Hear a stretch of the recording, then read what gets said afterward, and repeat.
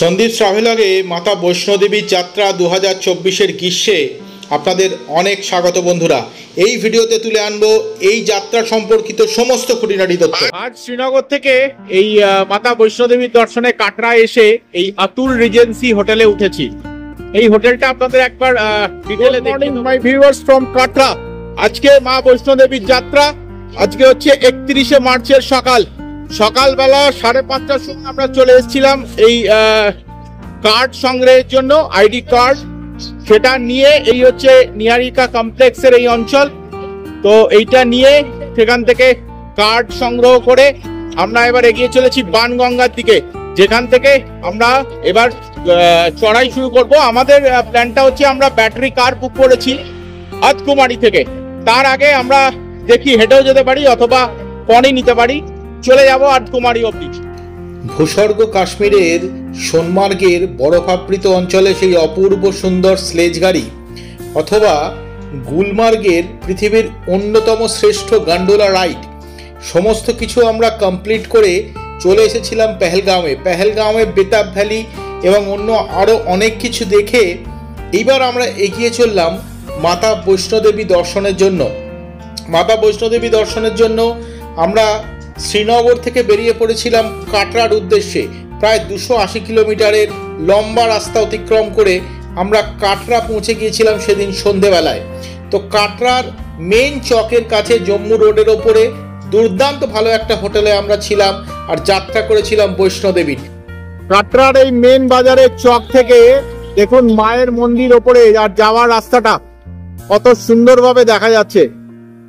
সমস্ত হোটেল এই চকের আশপাশে দুর্দান্ত। এই হোটেলগুলো থাকলে আপনারা পাশের যে যাত্রা কাউন্টার সেটা একদম পাশে পেয়ে যাবেন।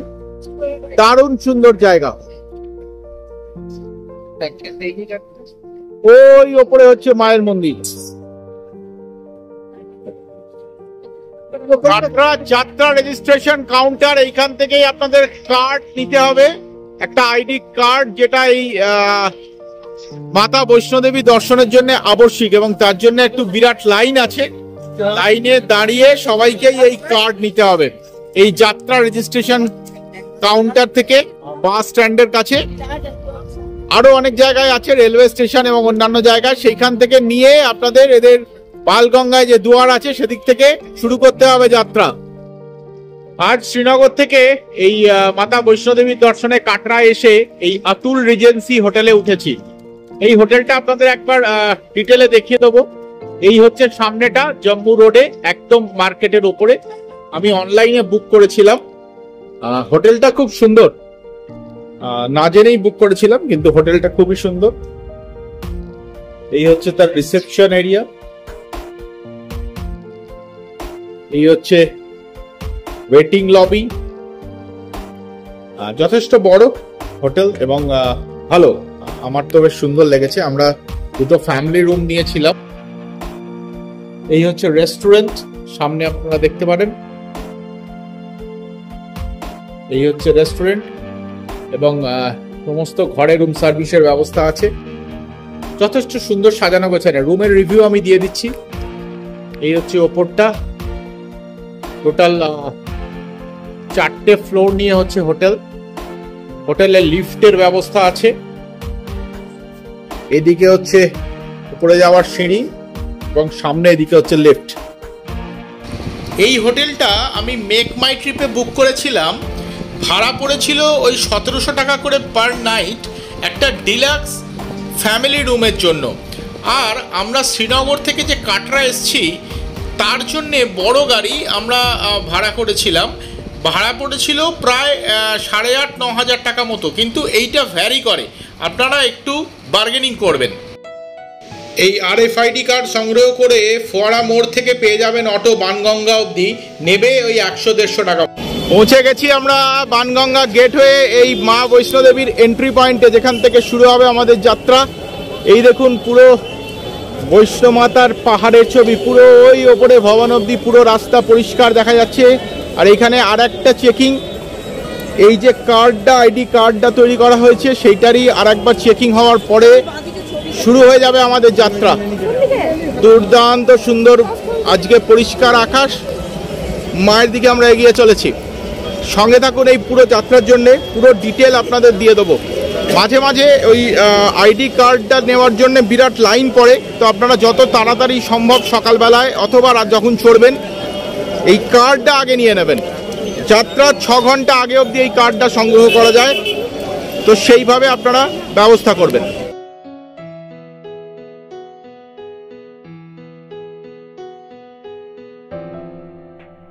এক্স-রে অ্যান্ড চেকিং পয়েন্ট, ব্যাগের চেকিং এবং এক্স-রে হওয়ার পর এখান থেকে আপনারা যাত্রা শুরু করবেন।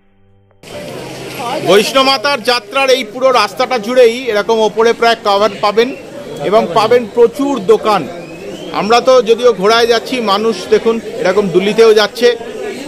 ঘোড়ার খরচা মোটামুটি ওই 700-800 হাজার টাকা মতো অবধি, অর্ধকুমারী অবধি। আর পুরোটা গেলে ওই 1200-1300 টাকা থেকে 1500 টাকা। আর ডুলিতে গেলে একটু বেশি, 1000-4 টাকা লাগবে। আর আমরা যাচ্ছি ঘোড়াতে অর্ধকুমারী অবধি। তো এই হচ্ছে নৈসর্গিক শোভা।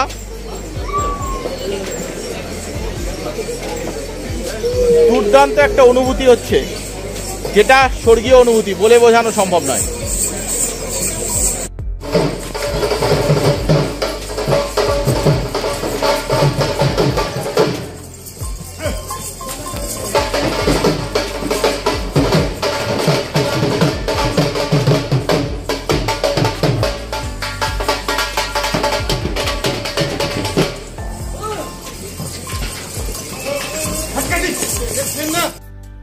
এই হচ্ছে আমার ঘোড়া আর এই হচ্ছে আমার পাইলট। এই ঘোড়া নিয়ে আমি চলেছি অর্ধকুমারীর পথে। সেখান থেকে আমাদের ব্যাটারির গাড়ির বুকিং আছে। ব্যাটারি গাড়ি কিভাবে বুক করবেন তারও ডিটেল আমি দিয়ে দেবো।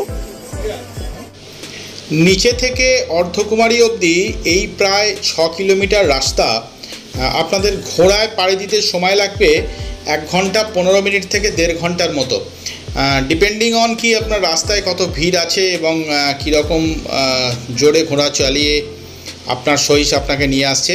তো এইখানে এসে ব্যাটারি কার বোর্ডিং স্টেশনে এরকম বসার জায়গা প্রচুর আছে। আপনাদের ওয়েট করতে হবে প্রপার স্লটের জন্য। আপনাদের যে স্লটে বুকিং থাকবে সেখানেই আপনারা বোর্ড করতে পারবেন। অন্য সময় কিন্তু আপনারা বোর্ড করতে পারবেন না, সেটা অ্যালাউড নয়। আমরা চেষ্টা করেছিলাম, হয়নি। আর এখানেই আপনারা পেয়ে যাবেন শ্রাইন বোর্ডের ভোজনালয়, কিছু খাওয়া দাওয়া করে নিতে পারবেন। এখানকার শ্রাইন বোর্ডের যে ঠিক করা রেট, সমস্ত কিছু পালকি, পনি, পিট্টু সমস্ত কিছু বলা আছে।